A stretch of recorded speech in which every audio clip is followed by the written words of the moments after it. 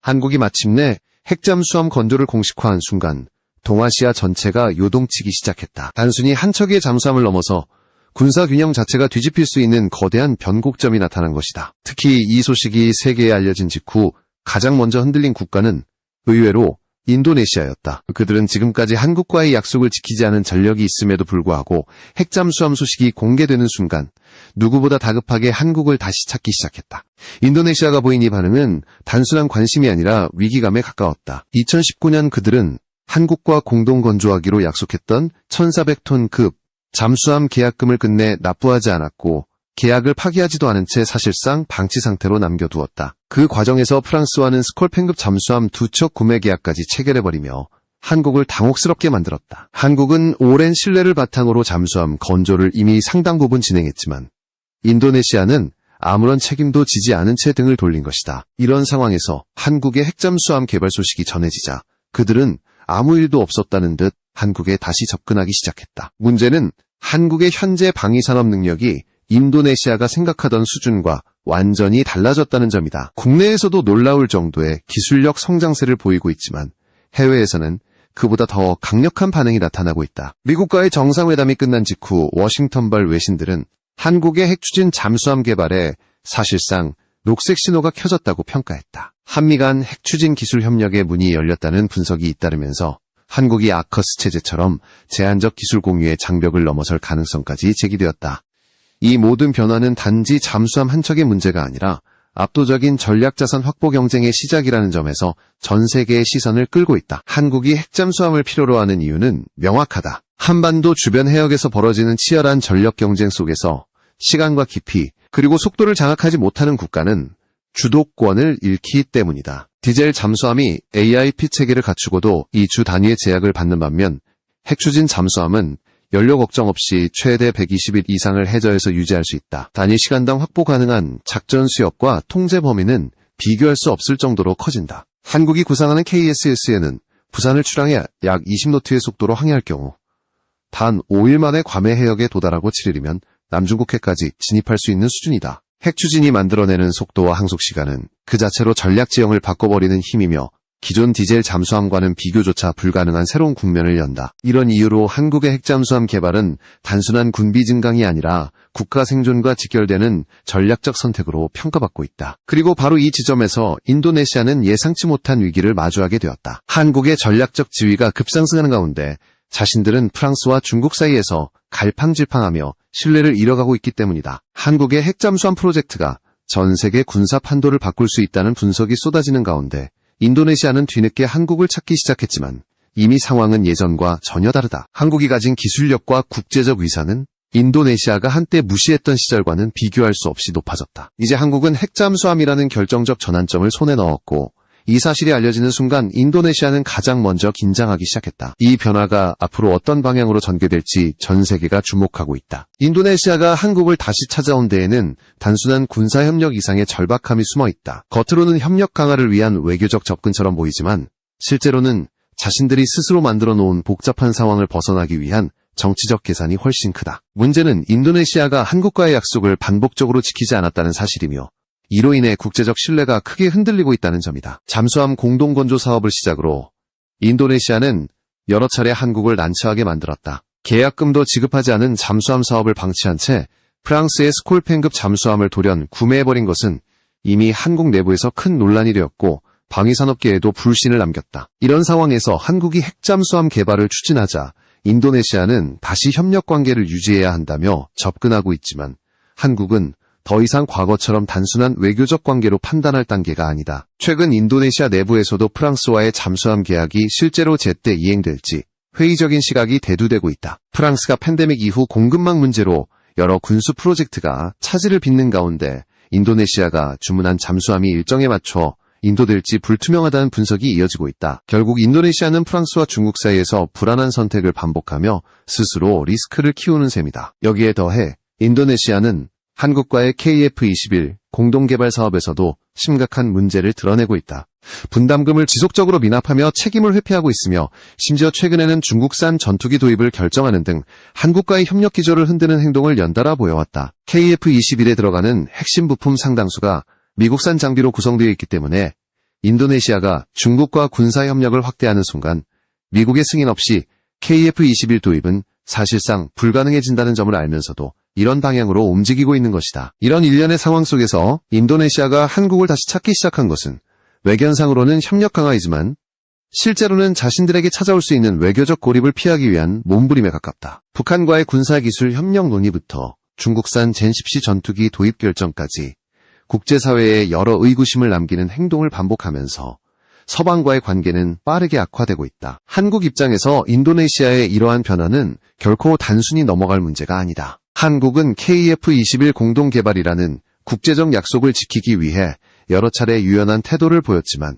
인도네시아가 보여준 일관성 없는 행동은 더 이상 신뢰의 토대로 삼기 어렵다는 결론을 향해 가고 있다. 특히 핵잠수함이라는 전략자산 개발 단계에서 누구와 협력을 유지할 것인가는 단순한 경제 논리를 넘어 국가적 안전보장을 좌우하는 영역이다. 결국 인도네시아가 한국을 급하게 찾아온 이유는 한국이 핵잠수함이라는 확실한 전략 우위를 갖게 되면서 중장기적으로 자신들이 소외될 것이라는 불안 때문이다. 하지만 한국은 지금까지와는 전혀 다른 선택을 할 수 있는 위치에 올라섰고 인도네시아는 더 이상 과거처럼 쉽게 접근할 수 없는 상황에 놓였다. 이 모든 변화는 단순한 외교 이슈가 아니라 국가 간 신뢰가 어떻게 구축되고 무너지는지를 보여주는 생생한 사례로 평가되고 있다. 한국이 추진 중인 KSSN 핵잠수함은 단순한 차세대 전력 강화가 아니라 해양 전략 전체를 뒤흔드는 새로운 기준을 제시하고 있다. 지금까지 한국은 디젤 전기 잠수함 분야에서 이미 세계적인 기술력을 인정받아왔지만 핵추진 잠수함 개발은 완전히 다른 단계의 능력과 전략적 사고를 요구한다. 그 중심에는 바로 작전 지속성과 기동력이라는 두 축이 있다. 디젤 잠수함은 아무리 성능이 좋아도 AIP 체계를 기준으로 이 주 단위의 제한을 받는다. 이는 장기 작전이 어렵고 특정 해역에서 계속 머무르며 감시하거나 견제하는 임무가 제한적이라는 의미다. 하지만 핵추진 잠수함은 연료 보급 걱정 없이 해저에서 90일에서 120일까지 머무를 수 있는 압도적인 지속력을 갖춘다.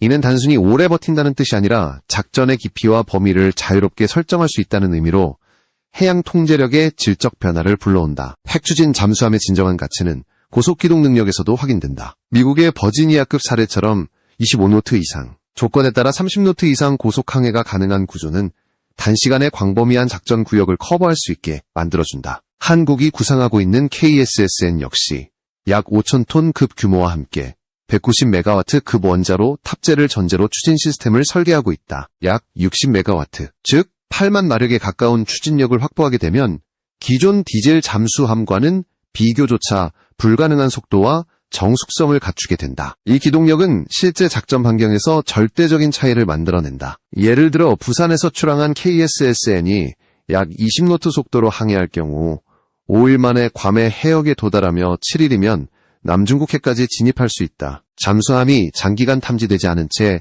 특정 해역의 전략적 요충지를 감시할 수 있다는 것은 주변국에게 심리적 압박을 극대화하는 효과를 낳는다. 더군다나 이 모든 작전이 수면 위에서 거의 노출되지 않는 방식으로 이루어진다는 점에서 핵추진 잠수함은 국방 및 외교 전략에서 가장 강력한 억제 자산으로 평가된다. 무장 구성 역시 현재 한국이 계획 중인 체계는 매우 복합적이다. 잠수함 발사 순항미사일과 잠수함 발사 탄도미사일을 모두 운용하는 구조가 검토되고 있으며 SSCM은 사거리 약 1000km 급의 현무 3C 불러오기, SLBM은 사거리 500km에서 800km 범위의 현무 계열을 기반으로 하는 방향이 논의되고 있다. 이를 감안하면 KSSN 한 척은 최대 16기의 원거리 정밀 타격 미사일을 운용할 수 있으며 이는 단일 플랫폼으로 생각하기 어려울 정도의 타격 밀도를 보장한다. 해양 전략에서 핵잠수함이 갖는 힘은 단순한 공격력 이상의 의미를 가진다. 가장 중요한 요소는 바로 억제력이다. 핵잠수함은 위치를 특정하기 어려운 속성 덕분에 상대국은 언제 어디에서 위협이 다가올지 예측할 수 없고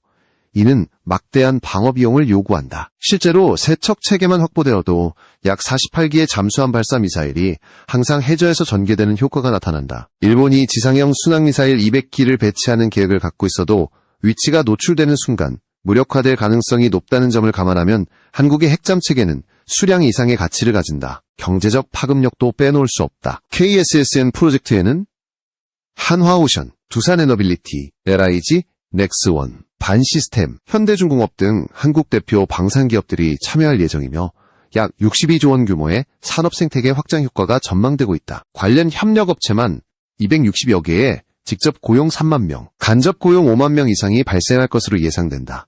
이는 단순한 군수 프로젝트가 아닌 국가 산업 구조 전체를 성장시키는 대규모 전략 사업이다. 한국의 핵잠수함 개발은 기술적 성취를 넘어 주변국의 전략 환경까지 재편하는 힘을 지니고 있다.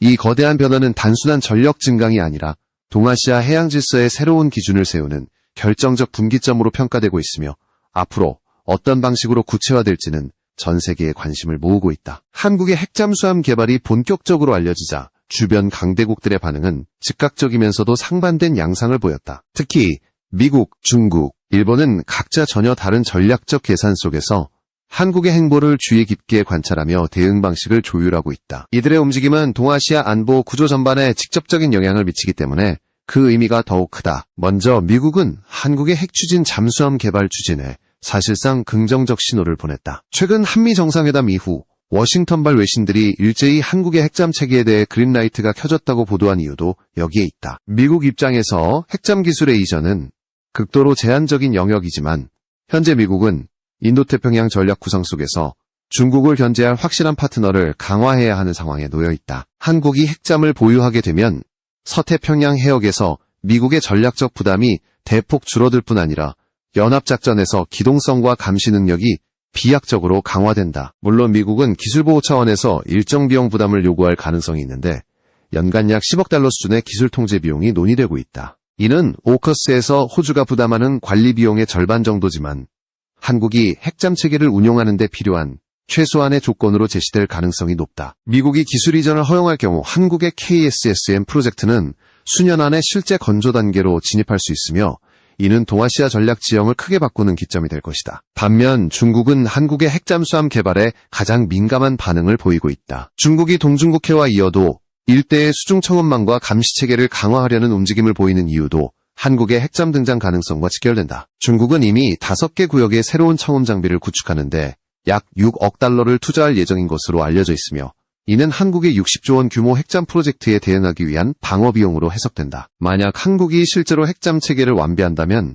중국은 자국의 수중작전 우위가 흔들릴 가능성을 우려할 수밖에 없다. 일본 역시 한국의 핵잠수함 개발을 예의주시하고 있다. 일본은 현재 22척의 디젤 잠수함을 운용하며 아시아 최고 수준의 잠수함 전력을 유지하고 있지만 장기 자막 능력이 제한되는 구조적 약점을 가지고 있다. 한국이 핵잠을 보유하면 일본은 작전 지속성과 수중 억제력 측면에서 크게 뒤처질 가능성이 있다. 일본 내부에서는 한국의 핵잠 프로젝트가 현실화될 경우 동해와 동중국해에서의 작전 환경이 크게 변하고 기존의 균형이 흔들릴 수 있다는 경고가 제기되고 있다. 이처럼 주변국들은 한국의 핵잠수함 개발을 단순한 전력 증가가 아니라 새로운 전략축의 등장으로 인식하고 있다. 한국의 KSSN이 완성되면 동아시아에서 감시와 억제의 중심축이 재편되고 기존 해양 질서에 도전하는 힘이 생긴다. 특히 한국이 단독으로 120일 이상 잠항하며 광범위한 해역을 통제할 수 있는 능력을 확보한다는 것은 미국, 중국, 일본 모두에게 전략적 계산을 다시 하게 만드는 요소다. 한국은 지금까지 디젤 잠수함 분야에서 세계적인 경쟁력을 보여왔지만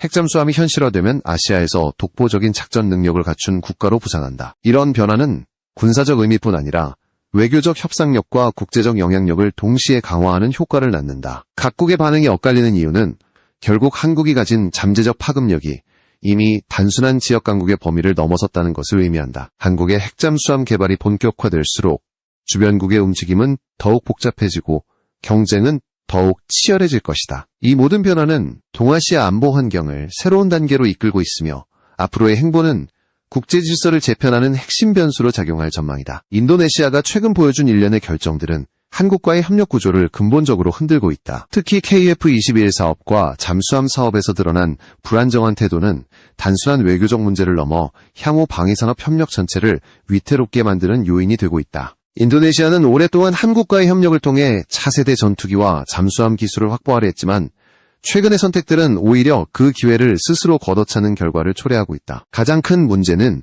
KF-21 공동 개발에서 나타난 불성실한 태도다. 인도네시아는 분담금을 장기간 납부하지 않으며 사실상 프로젝트 진행에 아무런 기여도 하지 못하는 상황을 반복했다. 한국은 국제적 신뢰를 지키기 위해 여러 차례 유예를 제공했지만 인도네시아는 실질적 조치를 취하지 않았다. 그러던 와중에 인도네시아가 중국산 젠십시 전투기 42대를 구매하기로 결정했다는 소식은 전 세계에 큰 충격을 주었다. 중국산 전투기 도입 결정은 단순한 무기 선택 문제가 아니라 KF-21 공동개발의 전략적 기반을 흔드는 행동이다. KF-21에는 다수의 미국산 핵심 장비가 포함되어 있어 중국과 군사협력을 확대하는 국가에 대해 미국은 수출 승인을 내리지 않을 가능성이 매우 높다. 즉, 인도네시아가 중국과의 방산 협력을 늘리는 순간 KF-21을 도입할 통로는 사실상 봉쇄된다. 그럼에도 인도네시아는 이를 무시하고 젠십시 도입을 선언했다. 여기에 더해 인도네시아는 최근 북한과의 군사기술 협력 확대까지 논의하고 있어 문제는 더욱 복잡해지고 있다. 인도네시아 외교장관이 평양을 방문해 양국 간 새로운 협력각서를 체결했다는 사실이 알려지면서 국제사회는 놀라움을 감추지 못했다. 기술, 사회문화, 스포츠 협력을 언급했지만 실질적으로는 군사적 교류 확대가 핵심이라는 평가가 지배적이다. 북한과의 군사협력은 한국에게는 명백한 안보 위협이며 미국과 서방 세계로부터의 강력한 제재를 부를 수 있는 위험한 선택이다. 인도네시아가 북한과의 협력을 정당화하며 KF-21 기술이 북한으로 넘어갈 가능성은 없다고 주장했지만 이는 한국에게 받아들여질 수 없는 설명이다. 한국은 아직도 북한과 휴전 상태에 있으며 잠재적 군사적 충돌 가능성을 안고 있다. 한국산 항전 장비나 기술이 북한으로 흘러들어갈 가능성만으로도 KF-21 공동개발은 치명적인 위험에 놓이게 된다. 이 모든 결정들이 한데 겹치면서 인도네시아는 KF-21 사업에서 퇴출될 가능성이 급격히 높아졌다. 한국뿐 아니라 미국, 프랑스 등 서방 국가들도 인도네시아의 군사 외교 방향에 불신을 드러내고 있다. 중국산 전투기 도입 결정은 프랑스에게도 큰 타격이 되었는데 인도네시아는 라파를 도입하면서도 동시에 그 라파를 격추한 모델인 젠십시를 구매하기로 하며 프랑스의 분노를 샀다. 이로 인해 라파 운영에 필요한 핵심 장비 지원이나 기술 이전이 어려워질 수 있다는 전망까지 나오고 있다. 문제는 인도네시아의 이런 결정들이 단순한 구매 선택이 아니라 외교적 고립을 자초하는 선택이라는 점이다. 미국과 중국 사이에서 균형을 잡아야 하는 상황에서 인도네시아는 오히려 양쪽 모두에게 불신을 쌓는 방향으로 움직이고 있다. 한국과의 관계 역시 그동안의 약속 불이행과 반복되는 예측 불가 행동으로 인해 이전과 같은 신뢰 회복은 쉽지 않다. 한국 입장에서 KF-21은 단순한 수출 사업이 아니라 국가적 위상을 걸고 추진하는 차세대 전략 프로젝트다. 그 과정에서 신뢰를 잃은 국가와 협력을 지속하는 것은 더 이상 효율적인 선택이 아니다.